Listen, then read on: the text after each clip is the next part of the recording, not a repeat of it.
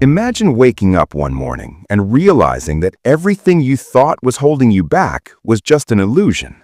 That your problems at work, your struggling relationships, your unfulfilled potential, they are not caused by other people, by your circumstances, or by bad luck. They are caused by something far more fundamental, something you have complete control over.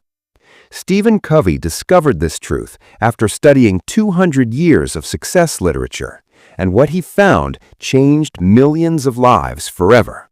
The people who achieve lasting success, deep fulfillment, and genuine effectiveness do not rely on quick fixes or personality tricks.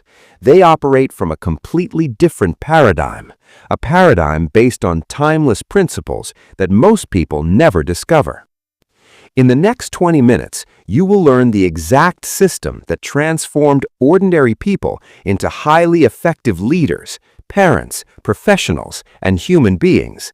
This is not a summary. This is a complete breakdown of the 7 habits that will fundamentally change how you see yourself and the world around you. Before we begin, if you are serious about implementing these life-changing principles, follow Millionaire Playbook right now. This channel exists to give you actionable frameworks that create real transformation, not theory, not motivation, pure implementation. Hit that follow button because what you are about to learn will only work if you commit to applying it. Part 1. The Foundation. Why most people fail. Let me start with something critical. For the past 50 years, most self-help advice has been completely backwards. Society shifted from what Covey calls the character ethic to the personality ethic. The character ethic is about becoming a person of integrity, humility, courage, justice, and genuine contribution. This was the foundation of success for centuries. Benjamin Franklin, great philosophers, religious leaders, they all taught that true effectiveness comes from developing your character first. But around the 1920s, everything changed.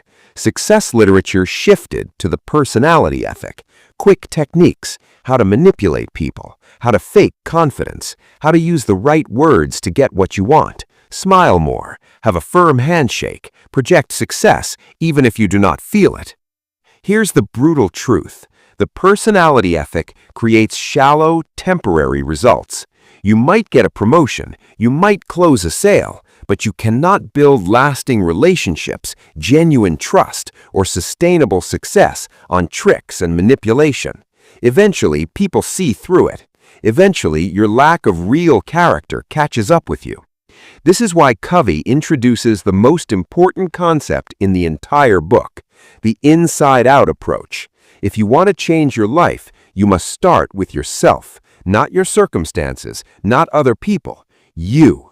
Your paradigms, your character, your motives. Stop waiting for your boss to appreciate you. Stop waiting for your spouse to change. Stop waiting for perfect conditions. Effectiveness begins inside you. Private victories precede public victories. Habit 1. Be proactive. Now let's go deep into Habit 1. This is the foundation of everything else. Viktor Frankl, a psychiatrist, was imprisoned in Nazi death camps. He lost his wife, his parents, everything. He was tortured, starved, stripped of all dignity. But in that hell, Frankl discovered something profound. Between stimulus and response, there is a space, and in that space lies our freedom to choose. The Nazis could control his circumstances. They could not control his response. He could decide what those experiences meant. He could decide who he would become. He exercised his freedom to choose until it grew larger than his captor's liberty. This is proactivity. You are responsible for your own life, not circumstances, not genetics, not your past. You. Reactive people blame everyone and everything. The weather affects their mood. Other people's treatment determines their emotions. They say things like, if only my spouse was more supportive, if only my boss was not so demanding, if only I had better opportunities. Proactive people recognize they always have a choice. They focus on their circle of influence, not their circle of concern. Your circle of concern includes everything you worry about but cannot control: the economy, other people's opinions, traffic, past mistakes, weather. Your circle of influence includes what you can directly affect: your attitude, your effort, your responses, your habits, your character. Reactive people waste energy in their circle of concern. They complain, they blame, they feel victimized. And guess what happens? Their circle of influence shrinks. They become less effective. Proactive people focus entirely on their circle of influence. They work on what they can control. They change themselves first, and their circle of influence expands. They gain more power, more capability, more effectiveness. Here's your action plan for Habit 1. For the next 30 days, listen to your language. Count how many times you use reactive language versus proactive language. Reactive language sounds like, I have to, I can't, if only, they made me, I'm not responsible. Proactive language sounds like, I choose to, I will, I prefer, I can control my response, let me look at my options. Transform your language and you transform your life. Stop saying, I have to go to work. Say, I choose to go to work because I value providing for my family. Stop saying, that person makes me so angry. Say, I control my response to that person's behavior. Take a problem you face right now. Ask yourself, is this a direct control problem, an indirect control problem, or no control problem? Direct control problems involve your own behavior. Solution: change your habits. Start with yourself. Indirect control problems involve other people's behavior. Solution: change your methods of influence. Learn empathy. Learn better communication. Learn how to inspire rather than manipulate. No control problems involve things you genuinely cannot change. Solution: accept them peacefully. Change your attitude. Don't empower them to control you. Habit 2. Begin with the end in mind. Imagine attending your own funeral 3 years from now. Your family is there, your friends, your colleagues. 4 people are going to speak about your life: your spouse, your child, a friend, a coworker. What do you want them to say? Really think about this. What kind of person do you want to be remembered as? What contributions do you want to have made? What relationships do you want to have built? Most people never do this exercise. They climb the ladder of success only to discover it's leaning against the wrong wall.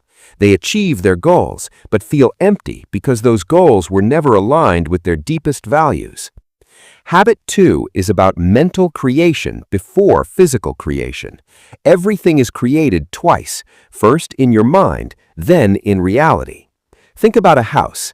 The architect creates it on paper first, the blueprint, the vision. Then the builders create the physical structure. You need a personal mission statement, a personal constitution based on correct principles. This becomes your standard for every decision you make. Start by identifying your roles. You're an individual. Maybe you're a spouse, a parent, a professional, a friend, a community member. For each role, define what truly matters. What are your values in that role? What kind of person do you want to be? Your mission statement should answer, what do I want to be? Character. What do I want to do? Contributions and achievements. What are the values and principles that guide me?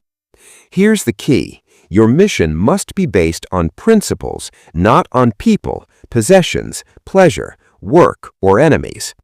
Most people center their lives on something unstable: their spouse, their career, money, an enemy they are fighting against. When your center is another person, you become emotionally dependent. Your security comes from their opinions. Your guidance comes from their moods. When that relationship struggles, your entire life crumbles. When your center is work, you neglect health and family. When work goes badly, you have nothing else. When your center is money, you sacrifice integrity for profit. When you lose money, you lose yourself. A principle-centered life is the only stable center. Principles like integrity, justice, human dignity, service, growth, these never change. They work in all situations. They create lasting fulfillment. Write your mission statement this week. Take several hours. Reflect deeply. Use visualization. See yourself living according to your highest values. Feel what that is like. Then write it down. Make it your constitution. Review it weekly. Let it guide every major decision. Habit 2. Put first things first. Now you have your mission. Habit 3 is about living it daily. This is about discipline, execution, time management. Covey introduces the time management matrix. All activities fall into 4 quadrants based on 2 factors: urgent versus not urgent, and important versus not important. Quadrant 1 is urgent and important. Crises, pressing problems, deadline-driven projects. You have to deal with these. But if your life is mostly Quadrant 1, you are constantly firefighting. You are stressed, burned out, reactive. Quadrant 3 is urgent but not important. Interruptions, some calls, some emails, some meetings. These feel urgent but do not contribute to your mission. Many people mistake Quadrant 3 for Quadrant 1 because it feels urgent, but it is just busy work. Quadrant 4 is not urgent and not important. Time wasters, mindless scrolling, excessive TV, escape activities. This is where burned out people go to recover from too much Quadrant 1 and 3. Quadrant 2 is not urgent but important. This is the key to effectiveness. Quadrant 2 includes prevention, planning, relationship building, learning new skills, exercise, preparation, and working on your mission. Highly effective people spend most of their time in Quadrant 2. They prevent crises by planning ahead. They build relationships before they need help. They exercise regularly so they do not face health emergencies. They learn continuously so they stay valuable. Why do people avoid Quadrant 2? Because it is not urgent. There is no immediate pressure. You can always do it tomorrow. But that is the trap. If you never do Quadrant 2 activities, you will spend your entire life reacting to Quadrant 1 crises. Here is your system. Organize your life weekly, not daily. Every week, identify your roles. For each role, set 1 or 2 important goals that align with your mission. Schedule these Quadrant 2 activities first. Protect that time. Say no to Quadrant 3 distractions. The key is not to prioritize what is on your schedule, but to schedule your priorities. Block time for prevention. Block time for relationship building. Block time for learning. Block time for physical renewal. These are not negotiable. They are the foundation of effectiveness. Use the phrase win-win or no deal when possible. If you cannot find a mutually beneficial solution, agree to disagree. Do not compromise your integrity or values for quick wins. Part 2. Public victory, the interdependence habits. You have achieved private victory through habits 1, 2, and 3. You are proactive. You have a clear mission. You execute on what matters most. Now you are ready for public victory. These are the relationship habits. The foundation of all relationships is the emotional bank account. Every interaction either makes a deposit or a withdrawal. Deposits build trust. Withdrawals destroy it. Major deposits include understanding the other person's reality, keeping commitments, clarifying expectations, showing personal integrity, apologizing sincerely when you make withdrawals, showing loyalty to those not present. That last one is huge. If you gossip about others behind their backs, everyone knows you will gossip about them too. Trust collapses. But when you defend people who are absent, you build massive trust with people who are present. Habit 4. Think win-win. Most people see life as a competition. Win-lose. There is only so much success to go around. If you win, I lose. This creates relationships based on comparison, competition, and jealousy. Win-lose people celebrate when others fail. They need to be right. They need to look good. They manipulate to get their way. This might work short-term, but it destroys trust and cooperation.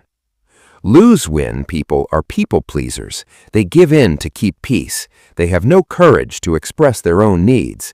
They build resentment. Eventually, they explode or become passive-aggressive. Lose-lose happens when two win-lose people interact. Both become obsessed with making sure the other person loses, even if they hurt themselves in the process. Think about bitter divorces or business disputes, where both parties spend enormous resources just to hurt the other. Win-win is the only sustainable paradigm. It is based on abundance mentality. There is plenty for everyone. Your success does not diminish mine. In fact, we can create better solutions together than either of us could alone. Win-win requires 3 character traits: integrity, honoring your values and commitments; maturity, expressing your feelings and convictions with courage while considering others' feelings and convictions; and abundance mentality, believing there is enough for everyone. In practice, win-win means you seek solutions that benefit everyone. In negotiations, you do not try to beat the other person. You try to understand their needs and find creative solutions that meet both your needs.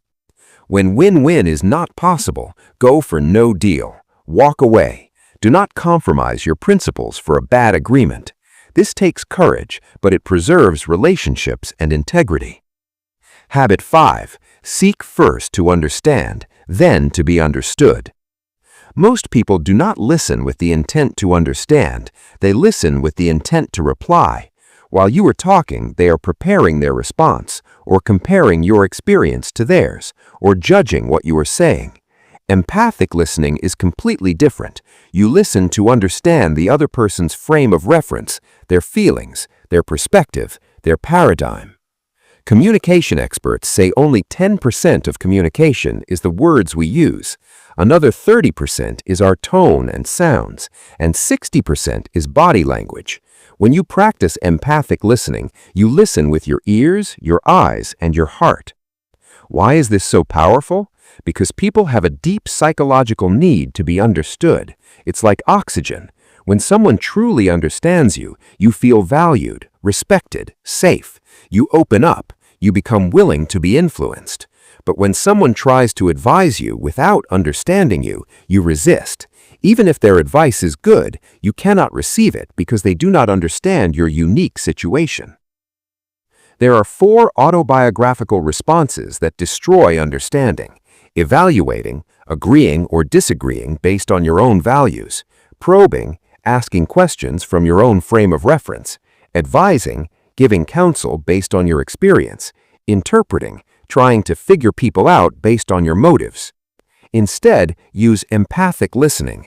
Rephrase content and reflect feelings. Don't just repeat their words. Show you understand what they are feeling and why.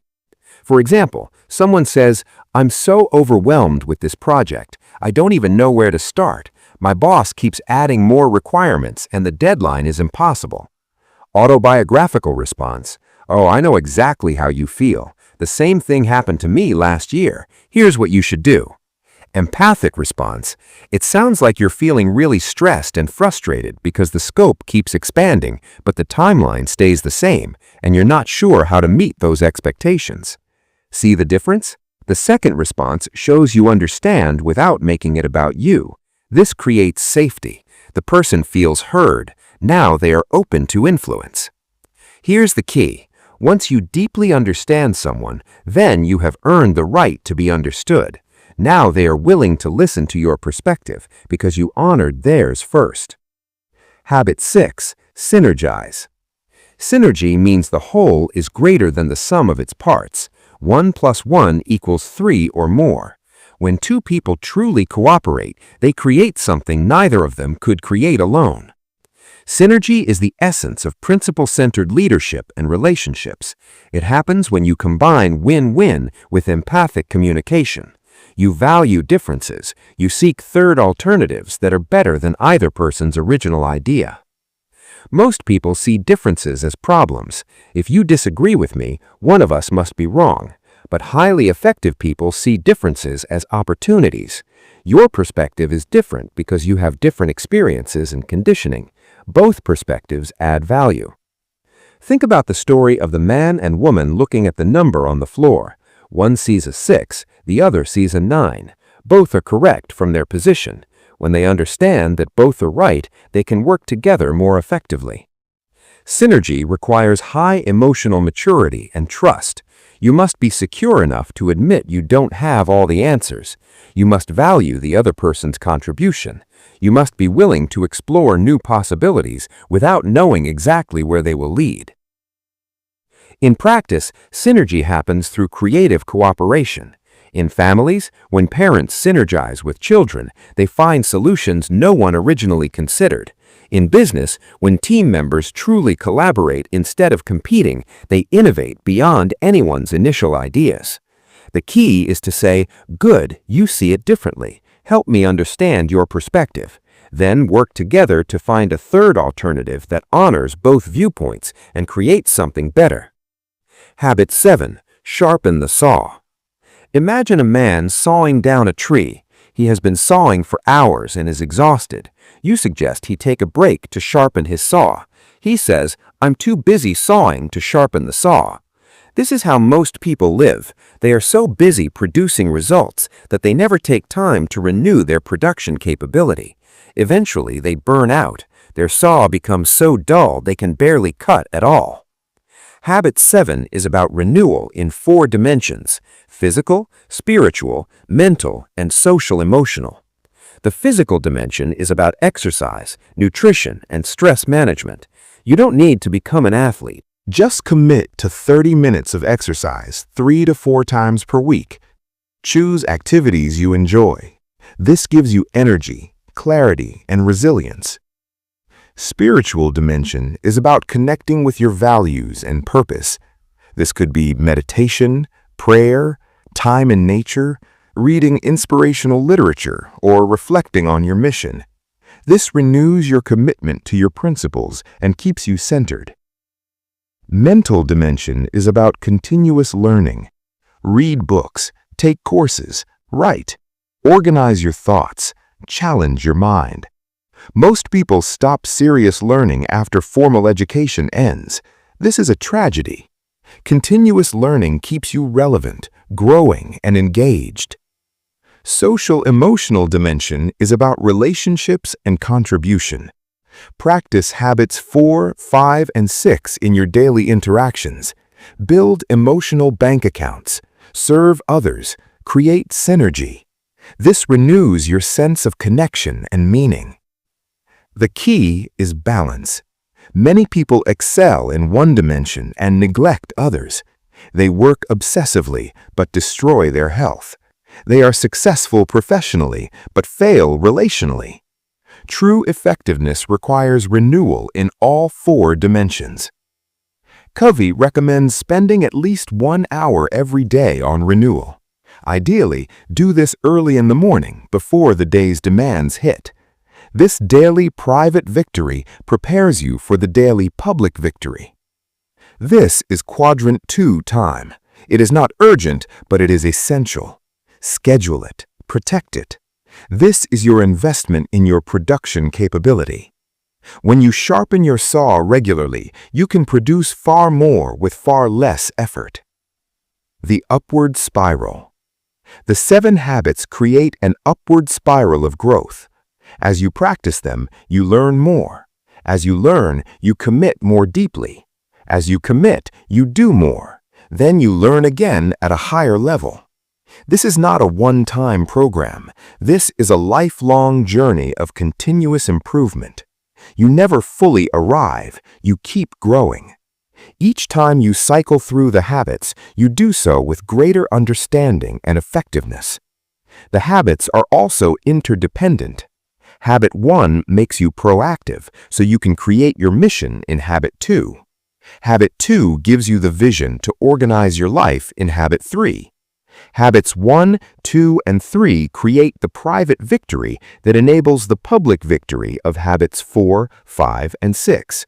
And habit 7 renews you so you can keep improving in all the others. Conclusion: your action plan. Here is what you must do starting today. Do not wait until you feel ready. Do not wait for perfect conditions. Begin now. Step 1. For the next week, track your reactive versus proactive language. Increase proactive responses daily. Step 2. Schedule 3 hours this weekend to write your personal mission statement. Identify your roles, define your values, create your constitution. Step 3. Every Sunday evening, do weekly planning. Review your mission, set goals for each role. Schedule Quadrant 2 activities first. Step 4. In every conversation this week, practice empathic listening before speaking. Rephrase content. Reflect feelings. Seek first to understand. Step 5. Identify one relationship where you need to build your emotional bank account. Make 5 deposits this week through understanding, keeping commitments, and clarifying expectations. Step 6. Schedule your daily renewal, 1 hour minimum. Physical exercise, spiritual reflection, mental learning. This is non-negotiable. Remember, these habits work if you work them. This is not about motivation. This is about transformation, character change, paradigm shifts, inside-out growth. You have everything you need to become highly effective. The question is, will you commit? Will you do the work? Will you stay consistent even when it is difficult? The path is clear. The principles are timeless. The results are proven. Now it is your move. Follow Millionaire Playbook for more implementation frameworks that create real change. And start living these 7 habits today. Your transformation begins now.